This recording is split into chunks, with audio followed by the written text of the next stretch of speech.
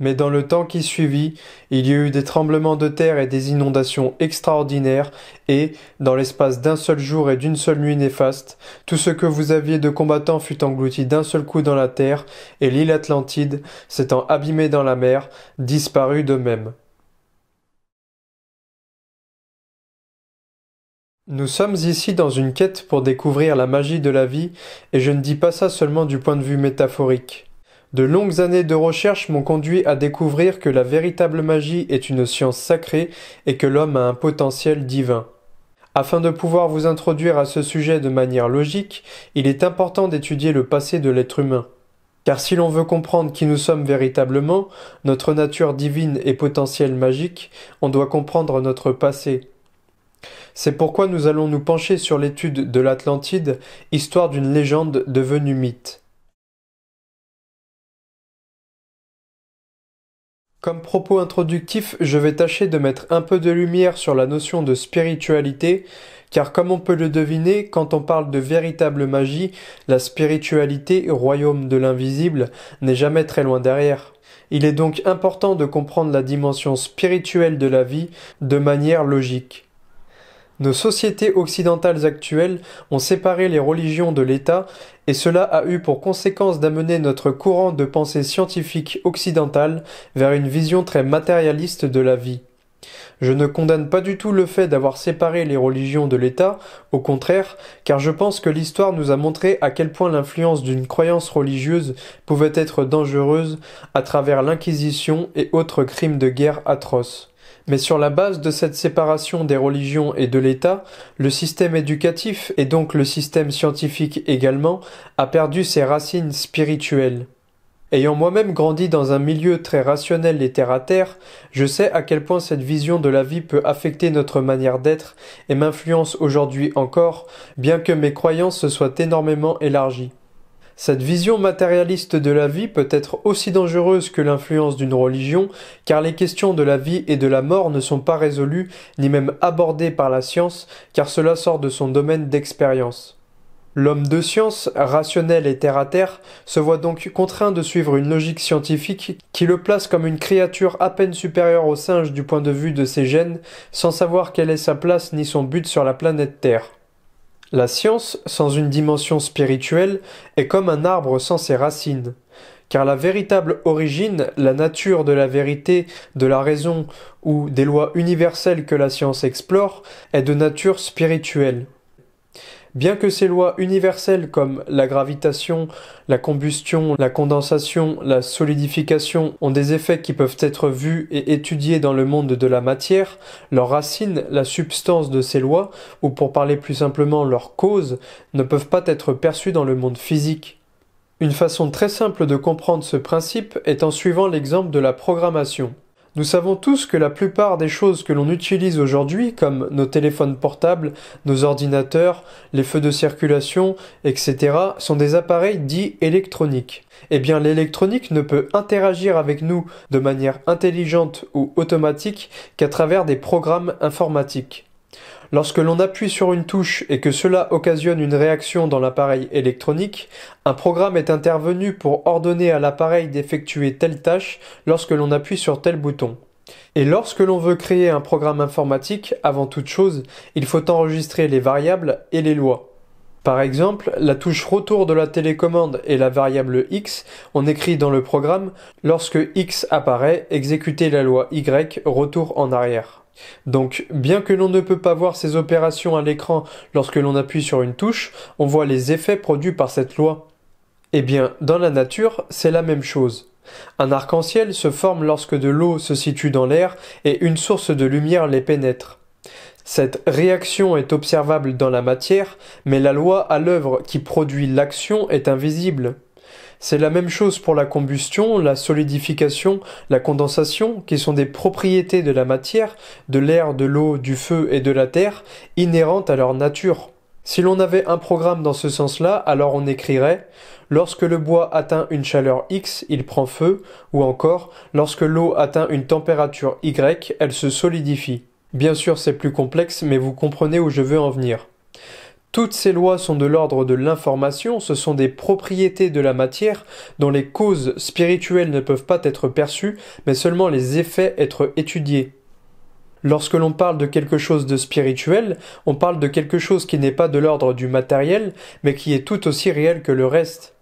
Les anciens philosophes grecs étaient très conscients de cette dimension de la réalité, c'est la raison pour laquelle Pythagore, le père de la philosophie, a dit que les nombres dirigent l'univers. On ne peut pas vraiment associer les lois mathématiques à quelque chose de matériel, à part à des symboles, car leur véritable essence, leur nature, est d'ordre spirituel. Les lois de l'addition, la soustraction, la multiplication régissent l'univers des mathématiques. De la même manière, la loi des éléments, de la matière, de la nature régissent l'univers physique de notre réalité. De cette manière, on peut comprendre que les propriétés de la nature et de ses éléments ont une dimension spirituelle qui ne peut pas être abordée par la dimension physique de l'homme. Et quand on y pense, littéralement presque tout ce que l'on crée aujourd'hui, à cause de la révolution industrielle, sont faits à partir de mathématiques. Toute chose qui est créée en grand nombre à la chaîne est faite avec des mesures et des calculs mathématiques afin de conserver une apparence, une symétrie et une fonctionnalité garantie. Prenons le temps de regarder dans la pièce où on se situe pour voir que nos meubles, fenêtres, poignées de porte, placards et autres ont tous été mesurés. Et en plus de cela, l'écran sur lequel on visionne cette vidéo ne peut fonctionner qu'à travers un langage mathématique. C'est à quel point les mathématiques sont importantes et mêlées à notre réalité. Philosophiquement, c'est encore plus complexe que cela, car lorsque l'on comprend que l'architecture de la vie, de la nature, de notre univers est mathématique, alors on peut comprendre des idées d'ordre plus élevé à partir de cette perspective. Mais on ne va pas s'aventurer sur ce chemin aujourd'hui. Maintenant, nous avons juste besoin de réaliser que les mathématiques sont très réelles, très utiles, très présentes, et que leur nature est d'ordre spirituel ou intellectuel. On ne peut pas localiser les mathématiques, ni les disséquer ou les attraper pour en percer les secrets. Seul l'esprit de l'homme peut aborder des concepts et en saisir la structure par sa nature mentale à travers ses idées. Cette perspective est très importante car cela signifie que l'on considère les choses invisibles aussi réelles que le reste. En y réfléchissant, cela nous paraît plus qu'évident, car on n'a jamais remis en cause la nature réelle des choses invisibles de notre vie de tous les jours, ni même pensé à les remettre en cause. On ne se considère pas en tant que personne comme simplement physiquement réel, mais bien émotionnellement réel et mentalement réel. On considère nos émotions et nos idées aussi réelles que les choses qui apparaissent sur notre corps, et notre caractère, notre humeur, nos croyances et autres sont tous des traits de crayon qui constituent le portrait complexe de notre personnalité. Voilà pourquoi notre perception scientifique occidentale actuelle est très dangereuse. Si l'on considère notre réalité et la vie en général comme un simple corps matériel, alors on passe à côté d'au moins 2/3 de la réalité, l'aspect émotionnel et mental, deux choses que l'on ne peut étudier selon les méthodes scientifiques conventionnelles. Bien sûr, ces derniers siècles, il y a eu l'émergence de la discipline de la psychologie qui prend en compte une certaine portion de ces aspects de la vie, mais quand même, nous voyons cette empreinte matérialiste profondément ancrée chez nos scientifiques occidentaux qui considèrent de pseudosciences tout ce qui sort du champ habituel des études menées à travers la matière. Et c'est là que la culture orientale peut être extrêmement utile, et je m'arrêterai surtout sur les approches indiennes ou bouddhistes de la vie, qui considèrent l'émotionnel et le mental comme des dimensions de notre réalité, qu'ils explorent ardemment pour en percer les secrets. En réalité, ce n'est pas uniquement une approche orientale, car nous avons eu des courants de pensée similaires occidentaux, comme la philosophie grecque, l'hermétisme, le gnosticisme, etc., mais toute cette ancienne sagesse n'est pas prise en compte par notre culture actuelle et on doit explorer les aspects cachés de nos sociétés pour comprendre que ce savoir est discuté et transmis dans ce que l'on appelle les sociétés secrètes. La plus connue de toutes est la franc-maçonnerie et pour voir à quel point ce qui est enseigné dans ces groupes est important, il faut simplement regarder le nombre de présidents du monde qui en ont été membres. Notamment 14 présidents américains, et peut-être le plus connu de tous, le premier président des États-Unis, George Washington. La liste est très longue, mais on peut également citer le héros des deux révolutions, le célèbre Lafayette. D'ailleurs, lorsque l'on regarde la Déclaration des droits de l'homme et du citoyen de 1789 ou le Grand Sceau des États-Unis que l'on peut voir sur le billet d'1 $, on aperçoit un symbole maçonnique, le célèbre œil de la Providence. Ce symbole est une marque de la sagesse spirituelle orientale, car l'omniprésence de Dieu en tant que concept est née en Orient. Nombreux sont les symboles astrologiques et spirituels renvoyant à une tradition orientale, et notamment la pyramide. Donc la sagesse orientale n'a pas du tout disparu de notre culture, puisqu'elle est présente sur le texte démocratique pilier de notre société française, et encore sur le dollar de celle américaine. C'est juste que notre culture actuelle y semble sourde et la considère comme une croyance. Bien heureusement pour nous, les lois immuables, corps de la vérité, source de lumière spirituelle, n'ont que faire des opinions périodiques des peuples et des systèmes de croyances liés à leur culture. Elles laissent des traces dans le présent pour rappeler que la magie de ces lois était connue de nos ancêtres qui ont érigé des monuments encore debout après des millénaires d'existence. Mais juste avant de nous plonger dans la découverte des sites archéologiques merveilleux, il faut faire un point sur le consensus scientifique actuel concernant l'histoire de l'humanité. L'histoire de l'homme telle qu'elle est présentée aujourd'hui dans le monde scientifique est celle-ci. Le mot être humain est associé au terme Homo sapiens, ou autrement dit une espèce de primate évoluée liée à la famille des hominidés, du singe. Il y a 2,8 millions d'années, le genre Homo apparaît. Lorsque nous sommes venus au monde, le genre Homo sapiens, il y a 300 000 ans, il y avait des cousins à notre espèce comme le Homo erectus et Néandertal qui a disparu il y a environ 30 000 ans. Et récemment, on a découvert des ossements dits hommes du cerf rouge qui dateraient de 12 000 ans en arrière. La disparition des anciennes races d'hommes n'est donc pas si lointaine que cela. Les différentes espèces humaines ont vécu pendant longtemps en mode de vie appelé chasseurs-cueilleurs, ce qui signifie qu'ils vivaient principalement de chasse, de pêche, de cueillette, avec des prélèvements de ressources directement dans la nature. L'homme passe alors progressivement d'une logique de prélèvement de ressources dans la nature à celle de production de ressources par l'agriculture et l'élevage. L'agriculture semble apparaître dans le Proche-Orient, au croissant fertile, il y a environ 11 500 ans. Et la première civilisation reconnue est celle de Sumer en Irak, s'étant développée entre le 4e et 3e millénaire avant notre ère, dans laquelle on voit l'apparition de l'écriture sur des tables d'argile et d'autres inventions comme la roue et l'astronomie. Autrement dit, la vision consensus scientifique actuelle est que l'homme descend de la famille des hominidés, qu'il a développé sur une très longue période de temps un mode de vie en tribu en tant que chasseur-cueilleur, et que la première civilisation est apparue il y a environ 5000 ans à Sumer en Irak. De ce point de vue-là, l'homme Homo sapiens actuel est donc au pic de son évolution et a développé des sociétés organisées et une technologie hors pair qui lui permet de conquérir les différents espaces sur la Terre et même extraterrestres avec des satellites et voyages spatiaux. Cependant, cette version de l'histoire peut parfois sembler en désaccord avec certains monuments archéologiques attribués à des anciennes civilisations qui nous laissent encore aujourd'hui dans le doute quant aux méthodes qu'ils auraient employées pour les construire. Je vous invite donc à explorer les mystères de ces monuments et la richesse de l'héritage laissé par ceux qui les ont construits.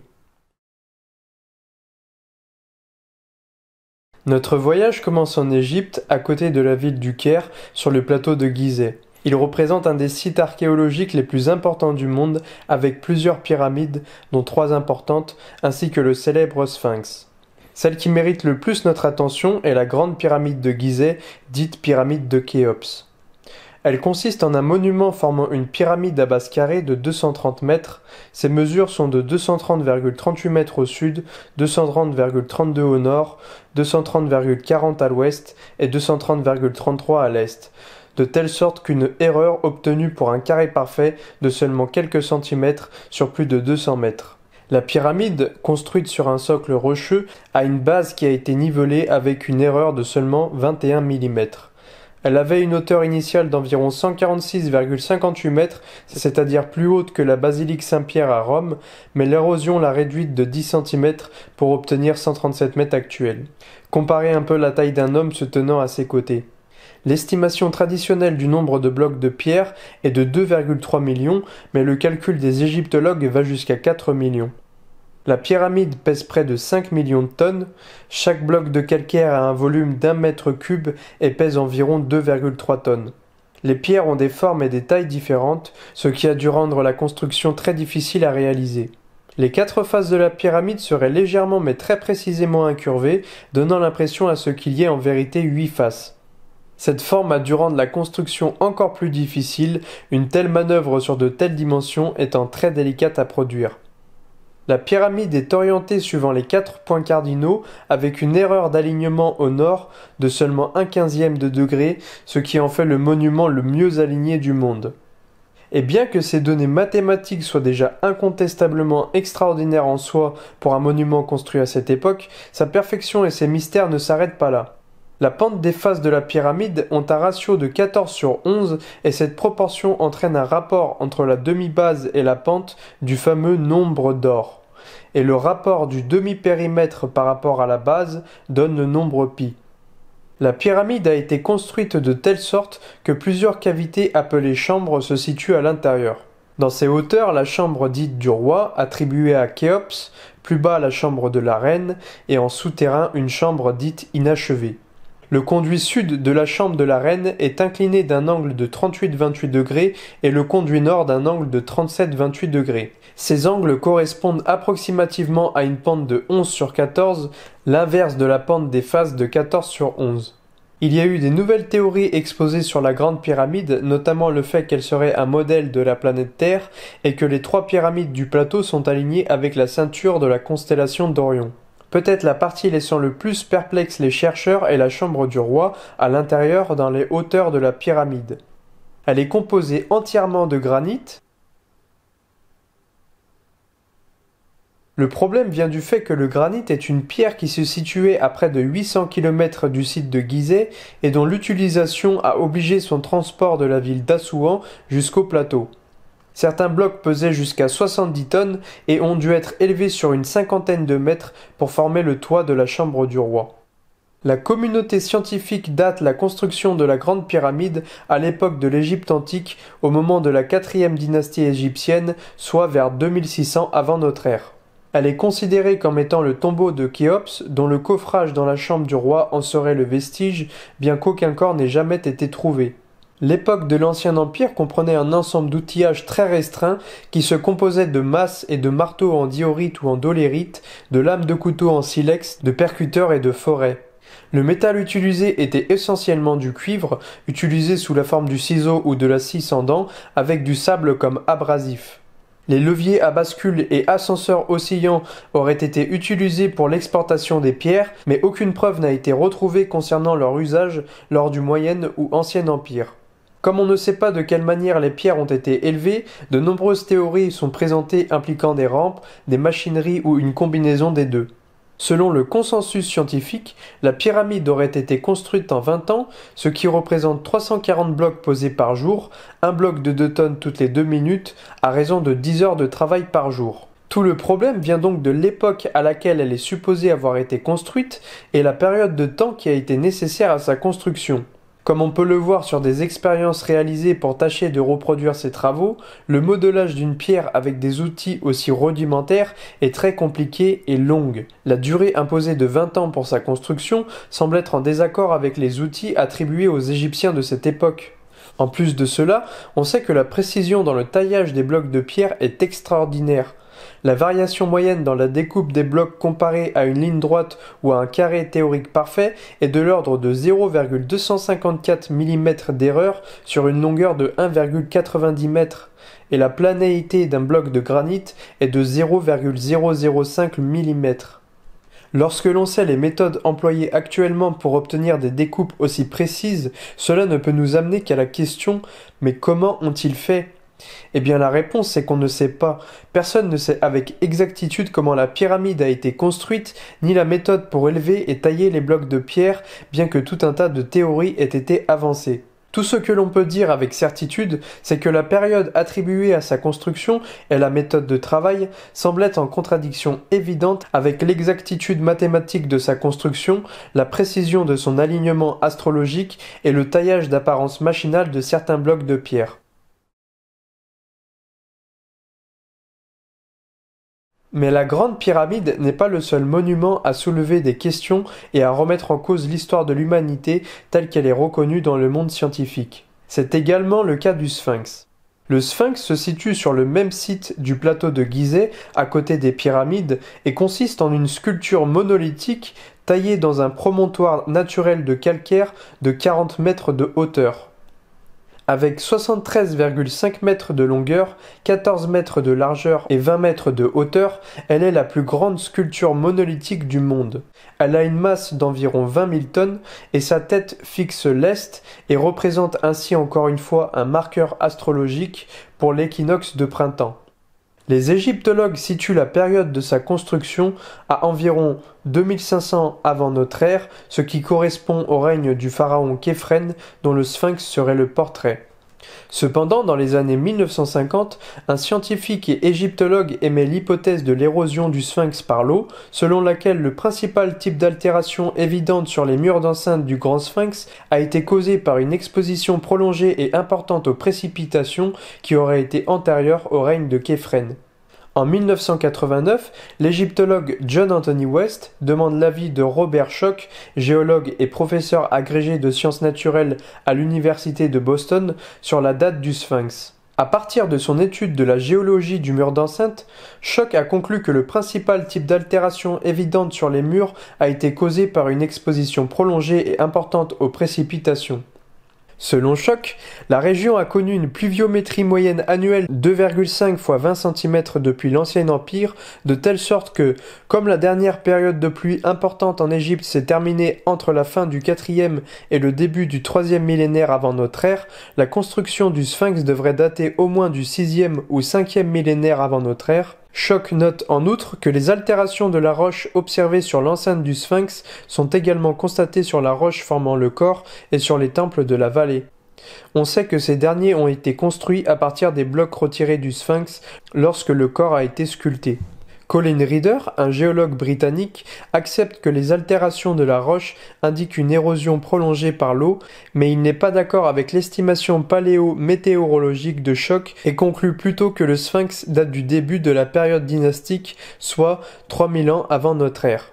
Zahi Hawass, égyptologue et archéologue, a été questionné lors d'une interview pour la série Nova sur la possibilité qu'une civilisation plus ancienne ait pu sculpter le sphinx. Hawass a répondu « Bien sûr que ce n'est pas possible pour une raison, aucun artefact, pas une seule inscription ou de la poterie ou quoi que ce soit n'a été trouvé jusqu'à maintenant et en tout lieu qui précéderait la civilisation égyptienne de plus de 5000 ans. » Un autre élément troublant de ce monument incroyable est la théorie selon laquelle le sphinx ne serait pas seulement un bloc taillé à l'extérieur, mais présenterait également des cavités dans son corps et même en dessous que l'on pourrait accéder depuis sa tête. Bien que cela ne soit pas reconnu par la communauté scientifique, une trappe se situerait sur le dessus de la tête du sphinx permettant de pénétrer à l'intérieur et le corps abriterait des temples. Un article de Northern Territory Times de 1914 intitulé Le secret du sphinx vient étayer cette hypothèse en indiquant qu'un professeur de l'université d'Harvard a découvert à l'intérieur du sphinx un temple dédié au soleil qui serait vieux de 8000 ans ou 6000 ans avant notre ère. Un fait qui irait dans le sens de la théorie de l'érosion du sphinx et de son âge bien plus reculé dans le temps. Le professeur et géologue Robert Schoch partage également le fait que des études sismiques ont permis de découvrir l'existence de cavités sous la patte gauche du sphinx et d'autres couloirs. Après avoir effectué de nombreuses nouvelles recherches, il estime que le sphinx pourrait dater jusqu'à près de 12 000 ans en arrière, soit 10 000 ans avant notre ère. Comme nous l'avons vu avec l'égyptologue Zahi Hawass, le principal problème de cette théorie vient du fait qu'aucun artefact n'a été trouvé à une époque qui précéderait la civilisation égyptienne de plus de 5000 ans et aucun monument équivalent n'a été assimilé à une période précédente. Cependant, l'avènement de la découverte d'un site archéologique ces dernières années remet en cause profondément notre vue de l'homme et de l'histoire des civilisations. Il faut cette fois se rendre au sud-est de l'Anatolie, en Turquie. Alors qu'un berger était en train de nettoyer son champ, il remarque une pierre étonnante qui dépasse de son terrain. Ce n'est qu'en creusant plus profondément qu'il s'aperçoit que la pierre appartient à un ensemble bien plus gros. Il appelle les autorités archéologiques et Klaus Schmidt devient alors l'archéologue en charge de l'excavation du site et découvre que la pierre appartient à un pilier en forme de T. En creusant, les archéologues s'aperçoivent alors que cela fait partie d'un ensemble bien plus vaste. Göbekli Tepe est le nom donné à l'ensemble du site archéologique qui daterait de pas moins de 12 000 ans. L'analyse et l'excavation du site font apparaître une œuvre mégalithique formée de plusieurs cercles en pierre, semblable à Stonehenge, à la différence près qu'il est 50 fois plus grand que ce dernier. En 2015, 6 enceintes dessinées par d'énormes monolithes de calcaire ont été dégagées, chaque pilier a une hauteur allant jusqu'à 6 mètres et pèse jusqu'à 10 tonnes. Le substrat en lui-même est une butte artificielle et les murs des enceintes sont faits de pierres sèches non sculptées. Le site se situe sur le haut d'une colline qui est à l'origine de son nom. La date de sa construction fait de lui le plus ancien temple du monde, 7000 ans avant les pyramides d'Égypte. L'ensemble du site semble avoir été abandonné 8000 ans avant notre ère. Klaus Schmidt partage son étonnement sur la question en précisant que son enfouissement n'est pas dû à des phénomènes naturels, mais qu'il a bien été délibérément recouvert de terre. À ce jour, au moins 56 pierres monumentales en forme de T ont été sorties de la terre. La plupart ont été gravées en 3D avec des formes d'hommes et d'animaux, mais il y a aussi des sculptures isolées d'animaux qui ne se trouvent pas dans la région, comme le renard, le sanglier et la tortue. Les analyses géomagnétiques indiquent qu'au moins 16 cercles, soit 250 pierres supplémentaires, seraient encore enfouies dans le sol et remonteraient à près de 14 000 ans. Certains archéo-astronomes attribuent l'alignement du site avec des étoiles comme Sirius ou Deneb, et il semble avoir une orientation nord-sud, observable notamment sur l'enclos D. La construction de Göbekli Tepe est attribuée à des chasseurs-cueilleurs et donc aurait été construit avant l'époque de l'agriculture. Nous n'avons retrouvé ni habitation durable en pierre, ni graines agricoles, les seules choses trouvées ensevelies à 4 mètres de profondeur étant des outils comme des racloirs, des pointes en flèche, os d'animaux sauvages, graines sauvages et bois carbonisé. Le problème de ce monument provient donc du fait qu'il semble apparaître de nulle part. Sa construction, les moyens de lever des pierres monolithes aussi lourdes, les assembler de cette manière et les graver, indiquent que les personnes ayant fait ça avaient un but et un savoir-faire. La thèse selon laquelle les chasseurs-cueilleurs auraient construit cette structure vient du fait qu'il n'y a pas de preuve de l'existence d'une société à cette époque. Comme on peut le voir sur le graphique, Göbekli Tepe fait reculer l'histoire de l'humanité d'au moins 6000 ans. Parmi les autres sites monolithiques célèbres, nous pouvons citer les statues Moai de l'île de Pâques, île située à 3000 km des côtes du Chili. Ces pierres ont été taillées dans la roche volcanique et nous surprennent encore aujourd'hui avec leur taille de 2,5 à 9 mètres et leur poids de 13 à 80 tonnes. Répartis sur les bords d'une île de 164 mètres carrés, ils sont datés du XIIIe et XVe siècle. Mais le fait que certains moaïs ont été retrouvés à 2/3 enterrés naturellement dans le sol peut amener certains doutes quant à leur récente construction. De plus, l'île abrite également un autre site intéressant, nommé Auvinapu, qui est constitué de plusieurs pierres dont les formes rappellent celles trouvées au Pérou, impliquant un contact inca. En effet, au Pérou se trouve une ancienne cité inca au sommet d'une montagne nommée Machu Picchu. Cette ancienne cité inca est datée du XVe siècle et comporte des palais, des temples, des terrasses et autres infrastructures en pierre. La chose la plus surprenante du site est qu'elle a été construite sans l'utilisation de mortier. Les pierres ont été taillées avec une telle précision qu'elles s'emboîtent parfaitement les unes dans les autres.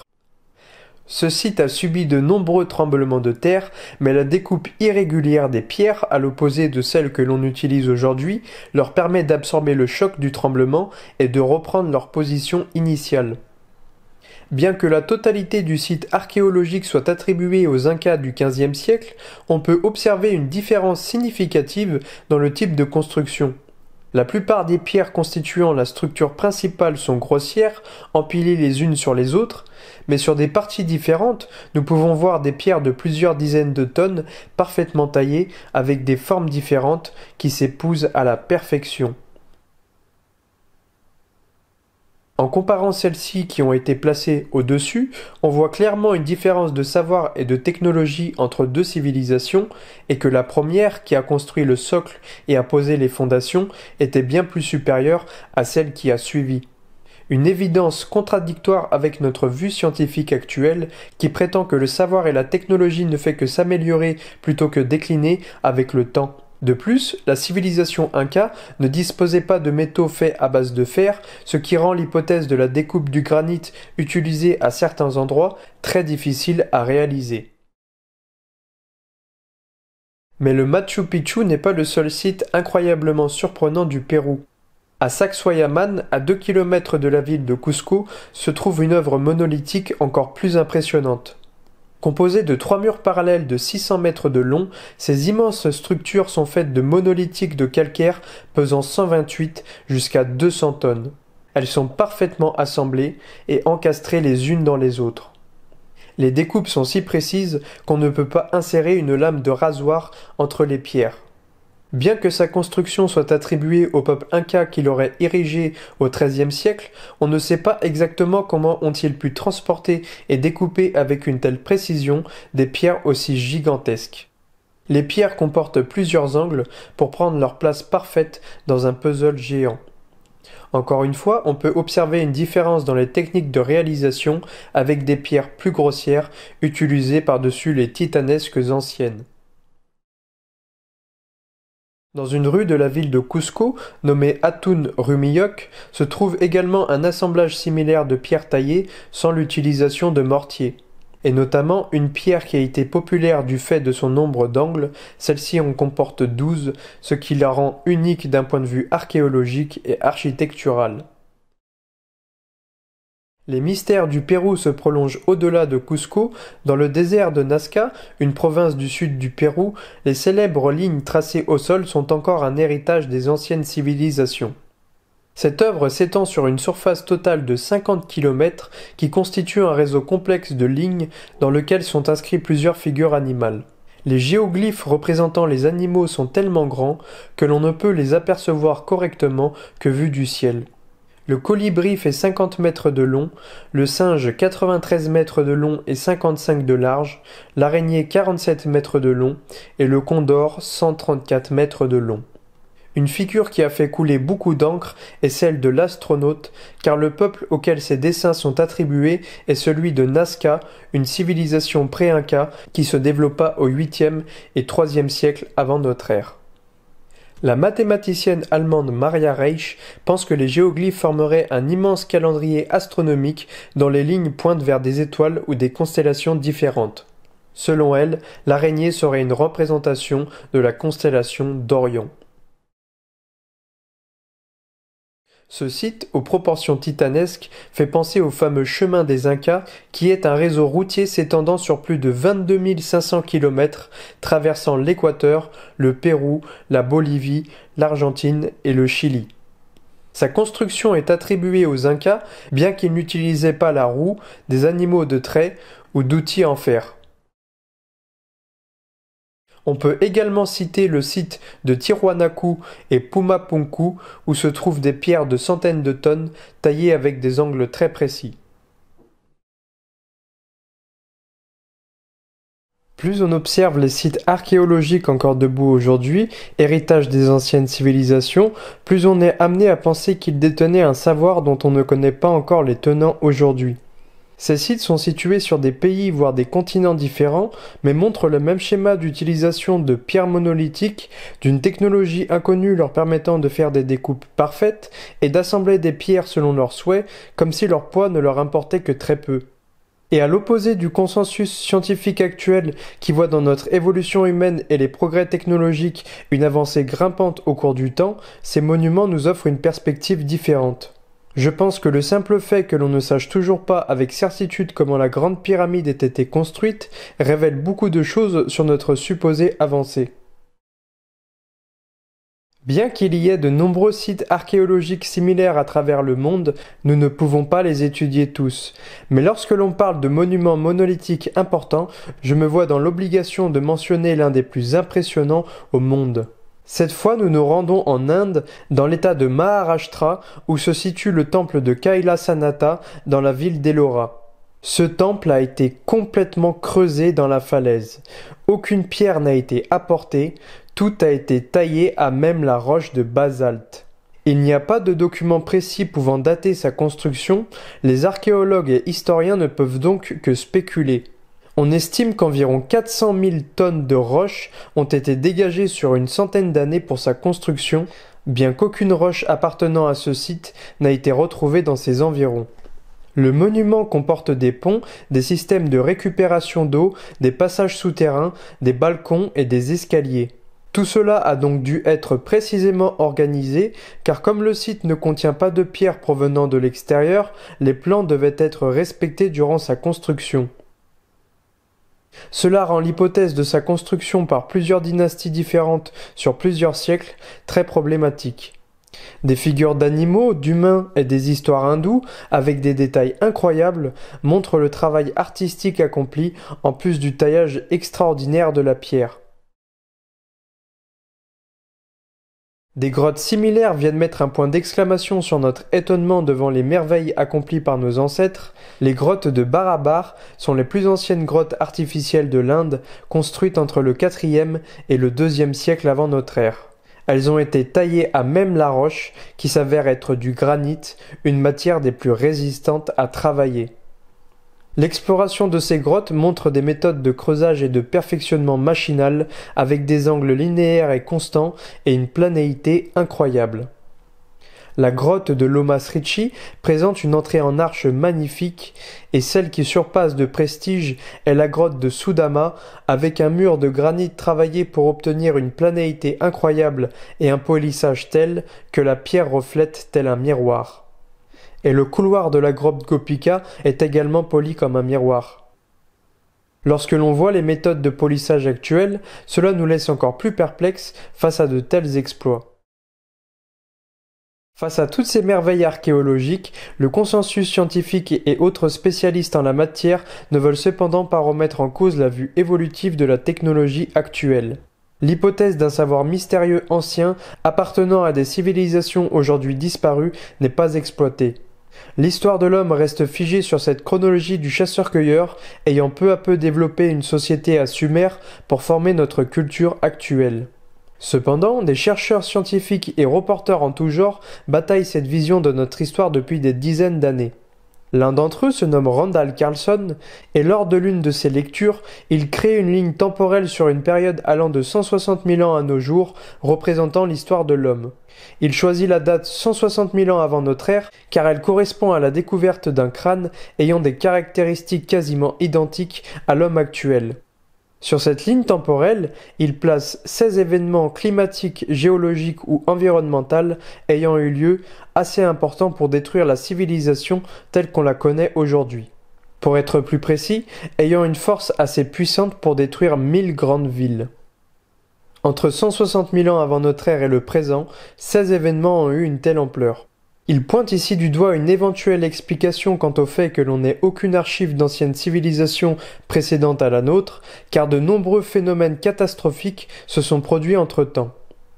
Une période qui intéresse particulièrement Randall est la fin de la dernière période glaciaire. Pléistocène est le nom donné à la période glaciaire qui dura de 2,58 millions d'années à environ 11 700 ans avant le présent. Le climat est caractérisé par des cycles de glaciation pendant lesquels des glaciers continentaux sont descendus jusqu'au 40e parallèle de la planète Terre.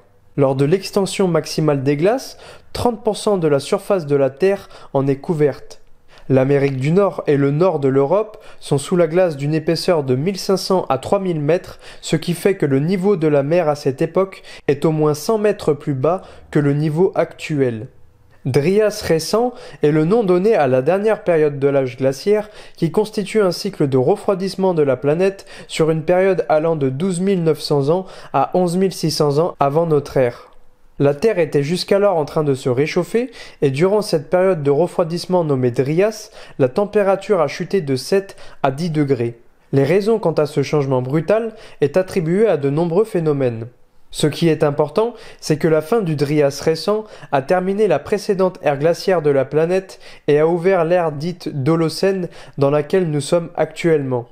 Car il faut le savoir, nous sommes dans une période dite interglaciaire. La fin de cette période Dryas est marquée par une augmentation drastique et brutale de la température de la planète avec une différence de 10 degrés en quelques années. Les raisons quant à ce changement climatique brusque ne sont pas certains, mais le géologue Robert Schoch l'attribue à l'activité du Soleil. Il montre que le Soleil à la fin du Trias récent avait énormément augmenté. Cette forte activité aurait provoqué des éruptions solaires, des décharges électriques dans l'atmosphère, donnant lieu à des phénomènes de plasma.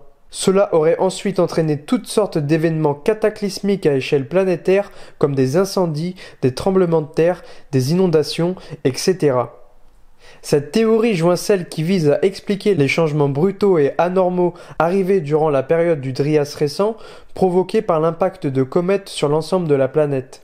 En effet, à cette époque, en Amérique du Nord, de nombreuses espèces commencent à disparaître brutalement, notamment les mammouths, l'ancienne espèce d'ours appelée Arctotus, et également la civilisation dite de Clovis. Ces changements brutaux ont amené certains à penser qu'un événement catastrophique était survenu, comme l'impact d'une comète sur la Terre. De nombreux faits étayent cette théorie, comme la concentration d'iridium et de platine observée à différents endroits à travers le monde. Mais également la découverte récente de 2 cratères au Groenland, l'un d'entre eux, dit cratère de Hiawatha, daterait d'environ 13 000 ans et fait 31 km de diamètre. Son impact aurait généré une énergie 47 millions de fois plus puissante que la bombe d'Hiroshima. Le professeur Robert Schoch souligne le fait qu'un tel impact pourrait produire une perturbation des pôles de la planète et ainsi provoquer le déplacement des eaux, créant des inondations, déluges et toutes sortes d'événements cataclysmiques. Selon lui, les comètes qui traversent notre système solaire peuvent avoir comme effet de renforcer l'activité solaire et les éruptions qui se sont émanées ont pu être couplées à l'impact de ces comètes, ce qui aurait amplifié la situation cataclysmique à échelle planétaire. Bien que les mystères entourant ce sujet soient extrêmement intéressants, ce qui nous intéresse plus particulièrement est la date de la fin du Trias récent qui marque l'augmentation brutale de la température.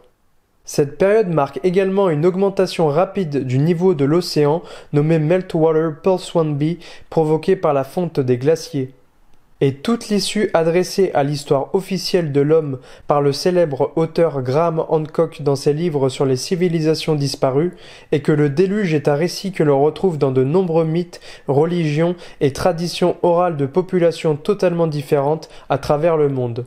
Pour prendre quelques exemples, en 1700 avant notre ère, l'épopée de Gilgamesh faisant partie d'une des œuvres les plus anciennes des civilisations raconte comment les dieux déversèrent pluie, tonnerre, éclairs et ouragans pendant 7 jours. Dans la mythologie grecque, il est même fait référence à plusieurs déluges, et notamment ceux d'Ogygès et de Deucalion. La Bible, le Coran et le judaïsme ont chacun leur récit du déluge. La tradition indienne a un récit du déluge avec Manu sauvé par l'avatar Vishnu et le Popol Vuh de la civilisation maya décrit une pluie ténébreuse. La mythologie amérindienne, lituanienne et chinoise ont également chacun leur propre récit du déluge. Mais s'il y a une histoire qui doit attirer notre attention, c'est celle évoquée par Platon. Dans un livre nommé Timée, Platon met en scène le dialogue d'une assemblée de philosophes.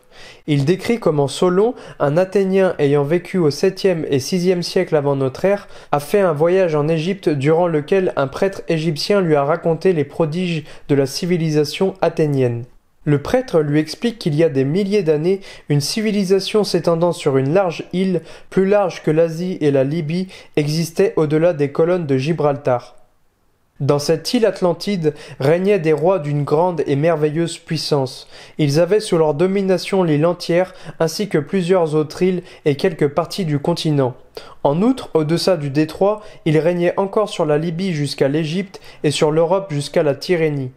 Toute cette puissance se réunit un jour pour asservir d'un seul coup notre pays, le vôtre et tous les peuples situés de ce côté du détroit. C'est alors qu'éclatèrent au grand jour la vertu et le courage d'Athènes. Cette ville avait obtenu, par sa valeur et sa supériorité dans l'art militaire, le commandement de tous les Hellènes. Mais ceux-ci ayant été forcés de l'abandonner, elle brava seule les plus grands dangers, arrêta l'invasion, érigea des trophées, préserva de l'esclavage les peuples encore libres et rendit une entière indépendance tous ceux qui, comme nous, demeurent en deçà des colonnes d'Hercule. Dans la suite, de grands tremblements de terre et des inondations engloutirent en un seul jour et en une nuit fatale tout ce qu'il y avait chez vous de guerriers. L'île Atlantide disparut sous la mer. Aussi depuis ce temps, la mer est-elle devenue inaccessible et a-t-elle cessé d'être navigable par la quantité de limon que l'île abîmée a laissé à sa place? Le prêtre situe cette histoire il y a 9000 ans, à l'époque où il l'a racontée à Solon. Solon ayant vécu entre 640 et 558 avant notre ère, cela place la submersion de l'Atlantide à 9600 ans avant notre ère, soit il y a 11600 ans en arrière. Cette date correspond parfaitement à la fin du Drias récent, la forte activité solaire, le réchauffement climatique et les cataclysmes entraînés durant cette période. Cette version de l'histoire est donc en contradiction avec celle reconnue de nos jours qui place le début de la civilisation il y a 5000 ans en arrière. Car dans ce récit, le prêtre égyptien nous apprend que non seulement une civilisation atlante capable de véritables prodiges existait, mais en plus de cela, Athènes est ici décrite comme une des villes avec une puissance militaire incroyable, ayant été capable de stopper l'invasion qui avait alors asservi plusieurs pays. Et tout cela il y a 12 000 ans. Il y a donc un fossé énorme entre cette histoire rapportée par Platon et la version officielle reconnue par le consensus scientifique. Comme nous l'avons vu, ceci se pose sur le constat qu'il n'y a pas de preuves retrouvées de civilisation avant l'époque de Sumer. Ce que répond la théorie en face, c'est que Göbekli Tepe, le site archéologique de Turquie, survenu exactement à l'époque de la fin du Drias récent, en est la preuve contraire. Ce site émerge de nulle part, l'agriculture semble naître juste après son apparition, or des centaines d'heures de travail et la main-d'œuvre de dizaines voire de centaines d'hommes ont été nécessaires à sa construction. On peut voir dans un podcast de Joe Rogan un reflet du débat entre les deux camps. Ce podcast met en scène Randall Carlson et Graham Hancock qui représentent la théorie contradictoire et Michael Shermer qui est le fondateur et président de la Société sceptique qui représente les vues du consensus scientifique. Basiquement, les deux arguments se résument ainsi. Nous n'avons pas retrouvé de restes dans le sol prouvant l'existence d'une ancienne civilisation, donc l'hypothèse de Hancock selon laquelle une ancienne civilisation disparue a transféré la technologie capable de produire les monuments monolithiques n'a pas de preuves géologiques. Et de l'autre côté, on peut arguer que dire que ce sont les chasseurs-cueilleurs seuls qui ont construit ce site est également de la spéculation. Ce que l'on peut dire avec certitude, c'est que de nombreux monuments sur Terre encore debout aujourd'hui prouvent que quelque chose ne colle pas avec la version officielle de l'histoire. Que ce soit dans l'érection des pyramides et leur codage mathématique parfait, la symétrie géométrique des statues en Égypte, la découpe chirurgicale des sarcophages égyptiens, tous ces faits constituent à eux seuls un problème faisant face à l'histoire de l'homme telle qu'elle nous l'est présentée. Et comme nous l'avons vu, l'Égypte n'est pas la seule à accueillir des sites archéologiques riches en mystères. Donc, si nous allons dans le sens contraire, et que l'on considère que l'histoire de Platon est fondée, on ne peut qu'être surpris avec quelle exactitude il a situé les événements catastrophiques survenus à l'Atlantide dans le temps. Cela mérite donc qu'on se penche un peu plus dessus. Les deux héritages de l'histoire de l'Atlantide de Platon nous parviennent à travers deux dialogues, Timée et Critias. Le premier décrit l'histoire résumée du conflit entre Athènes et l'Empire atlante, et le second apporte un peu plus de détails sur les civilisations atlantes et athéniennes de cette époque. On peut lire dans Critias tous les métaux, solides ou fusibles, qu'on extrait des mines, et en particulier une espèce dont nous ne possédons plus que le nom, mais qui était alors plus qu'un nom et qu'on extrayait de la terre en maint endroit de l'île, l'auricalque. Ce mystérieux métal est dit être aux éclats de feu. Le terme auricalque en grec signifie cuivre des montagnes. Ce qui est intéressant, c'est qu'en 2015, une équipe de plongeurs de Palerme découvre au large de la ville de Gela, au-delà de la côte méridionale de Sicile en Italie, une épave d'un bateau sous la mer. Dans ce bateau, 2 casques corinthiens, des amphores et 47 lingots ont été récupérés. Une analyse par spectrométrie a révélé que ces lingots étaient composés de 80% de cuivre et 20% de zinc. Les scientifiques ont alors fait le rapprochement avec le métal légendaire auricalque basé sur la description des anciens textes.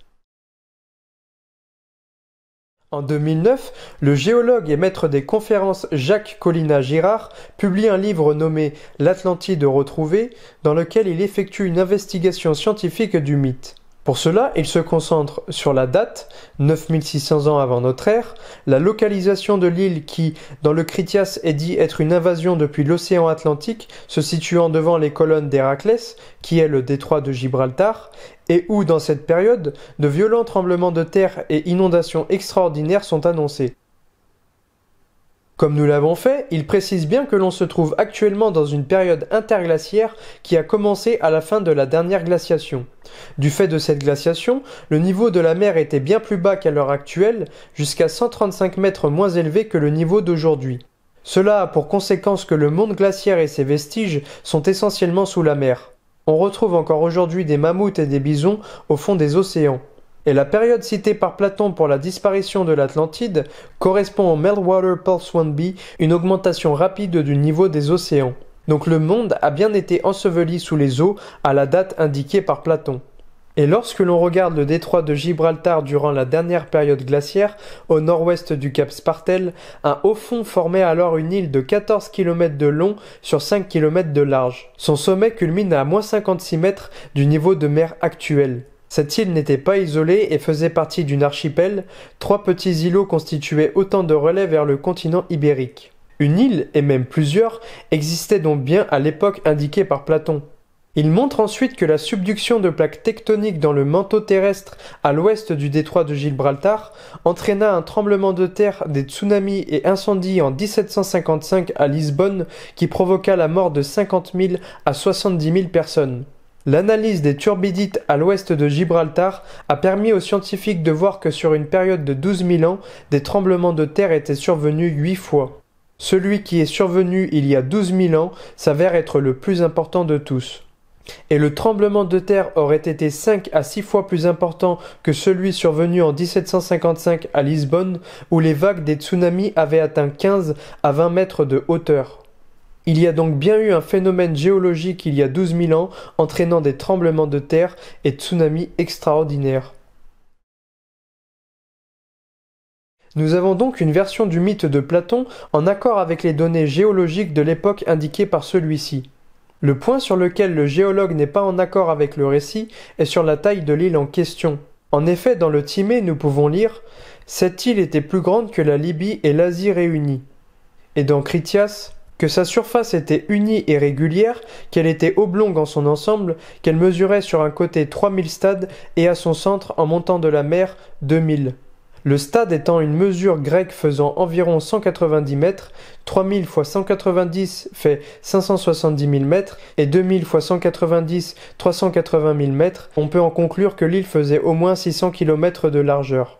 On est donc loin de la petite île évoquée par Jacques Collina-Girard au devant du détroit, de 14 km de long sur 5 km de large. Cela nous amène donc à la question de la localisation de la légendaire Atlantide. Une théorie tout à fait récente est venue soulever un mystère se trouvant dans le désert du Sahara. Un phénomène géologique nommé structure de Richa ou œil de l'Afrique en Mauritanie consiste en un ensemble d'anneaux concentriques faisant 50 km de diamètre et observable depuis l'espace. La raison pour laquelle cette structure a été théorisée comme étant l'ancienne Atlantide est due à la description donnée par Platon de la fameuse capitale Atlante. Il décrit un ensemble de cercles alternatifs de terre et d'eau et en son centre le fameux temple de Poséidon. Cette configuration en cercle fait penser à celle de l'œil de l'Afrique qui a laissé perplexes les scientifiques pendant une longue période de temps, bien qu'ils attribuent aujourd'hui sa formation à une activité volcanique survenue il y a 100 millions d'années. La thèse de l'œil de l'Afrique comme localisation de l'Atlantide est soutenue par le fait que le site abrite également des chaînes de montagnes à ses alentours, comme décrit dans Critias. De plus, le célèbre historien et géographe grec Hérodote, surnommé le père de l'histoire, nommait Atlante le peuple berbère qu'il plaçait dans la partie septentrionale de l'Afrique du Nord, dans les montagnes de l'Atlas, endroit où se situe précisément l'œil de l'Afrique. Mais encore une fois, est-ce que cela correspond exactement à la description donnée par Platon ? Dans Timée, on peut lire « Une immense puissance qui marchait insolément sur l'Europe et l'Asie tout entière, venant d'un autre monde situé dans l'océan Atlantique, on pouvait alors traverser cet océan, car il s'y trouvait une île devant ce détroit que vous appelez, dites-vous, les colonnes d'Héraclès. » Il est bien fait mention d'une île qui se situait devant l'océan Atlantique et non d'une partie d'un continent. L'île Atlantide s'étant abîmée dans la mer, disparut de même. Voilà pourquoi aujourd'hui encore, cette mer-là est impraticable et inexplorable, la navigation étant gênée par les bas-fonds vaseux que l'île a formés en s'affaissant. Si le prêtre égyptien faisait référence à une mer impraticable due à la submersion du Nil, il devient alors très difficile de la situer sur un continent en toute rationalité. Je vous présente donc l'hypothèse qui, à mon sens, sied le mieux à l'histoire léguée par Platon. Dans son livre Mundus Subterraneus, l'esprit de son époque, professeur et orientaliste Athanasius Kircher, dresse une carte du monde incorporant le continent-île de l'Atlantide tel qu'il est décrit par Platon et le prêtre égyptien. Il situe l'île dans l'océan Atlantique entre les continents nord-américains et européens. Cette théorie est partagée par la célèbre occultiste et fondatrice de la Société théosophique, Madame Helena Blavatsky, qui, dans son livre La doctrine secrète, dit « Rien ne saurait confirmer l'opinion que nous émettons d'une façon plus frappante que le fait que le haut banc de roches du bassin de l'Atlantique, dont la hauteur est de 9000 pieds et qui s'étend vers le sud sur un parcours de 2 ou 3000 miles en partant d'un point voisin des îles britanniques, se dirige vers l'Amérique du Sud. Ce banc de roches est le vestige d'un continent atlantique. » En effet, la dorsale médio-atlantique est un relief essentiellement sous-marin qui traverse l'océan Atlantique et l'océan Arctique. De nombreuses îles ont été formées par cette dorsale, dont la plupart sont habitées aujourd'hui. Et celles qui nous intéressent le plus, bien évidemment, ce sont celles situées au même niveau indiqué par le récit de Platon, devant les fameuses colonnes d'Hercule, le détroit de Gibraltar. À ce niveau de la dorsale se concentre une des plus larges parties du relief, et ce qu'il y a de plus intéressant, c'est que c'est exactement à cet emplacement que se concentre un ensemble d'îles portugaises nommées Açores, habitées par 245 000 habitants. La configuration de ces îles est resplendissante, avec des bassins naturels, des montagnes volcaniques, des cascades naturelles et des falaises donnant sur l'océan.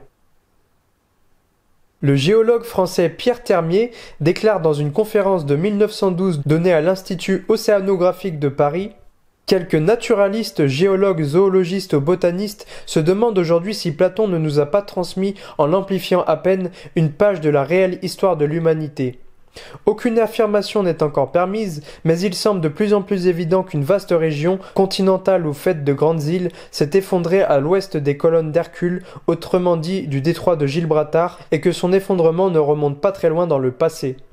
On peut sourire en lisant l'histoire de Neptune et de ses fécondes amours, mais la description géographique de l'île n'est pas de celle dont on plaisante et qu'on oublie.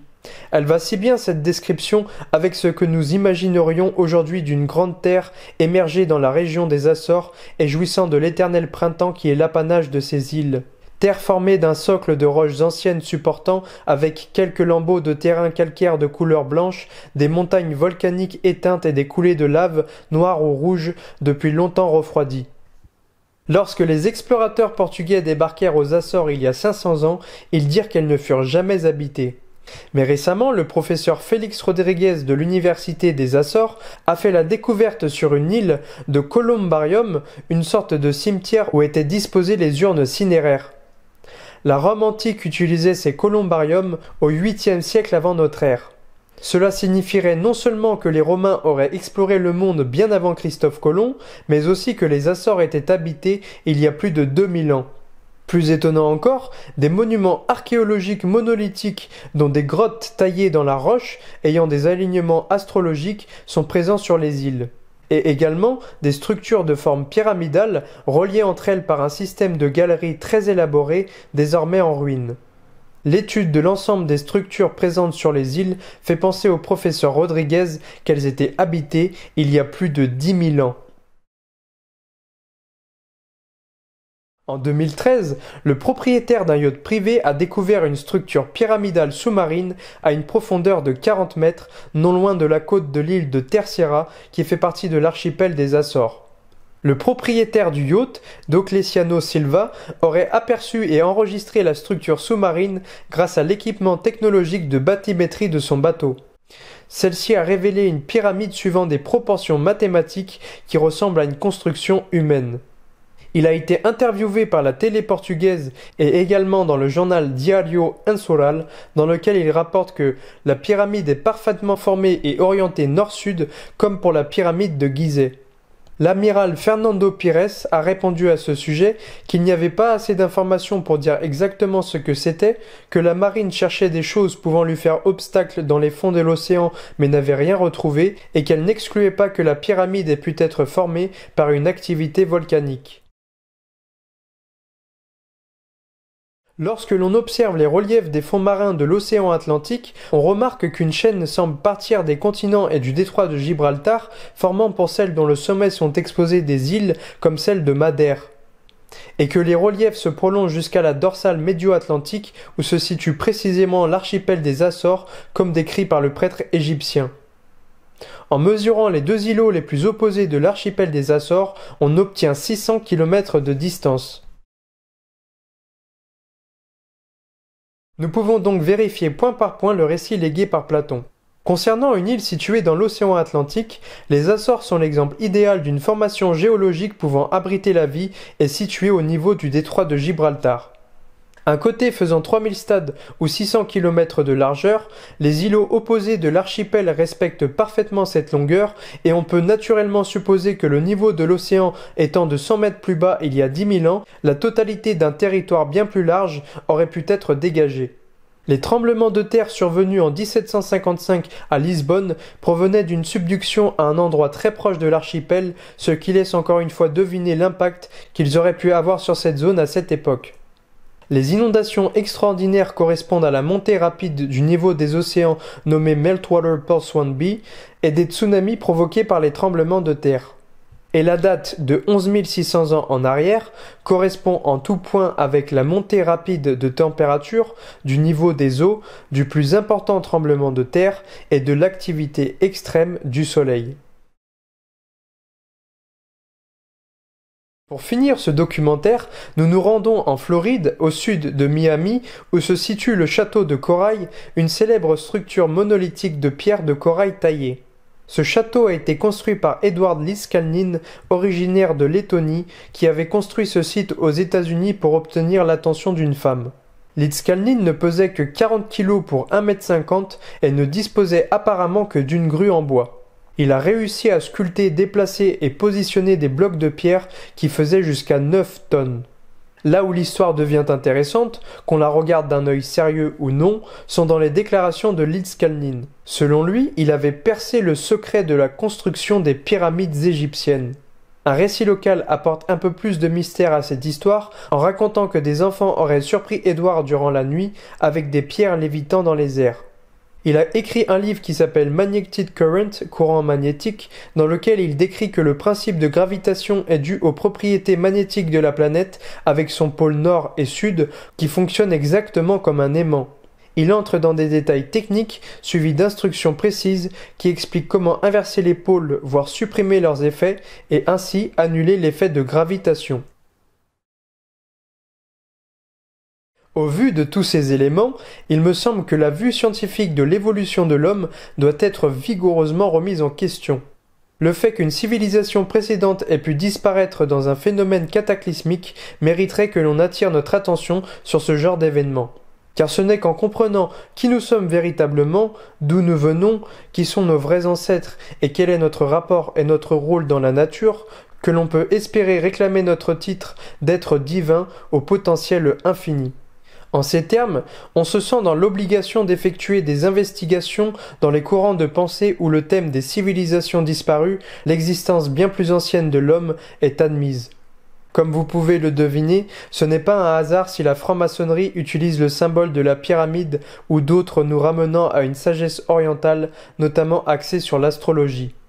Beaucoup de sites archéologiques semblent consacrer une importance particulière à l'orientation des étoiles. Et ce n'est très certainement pas une coïncidence.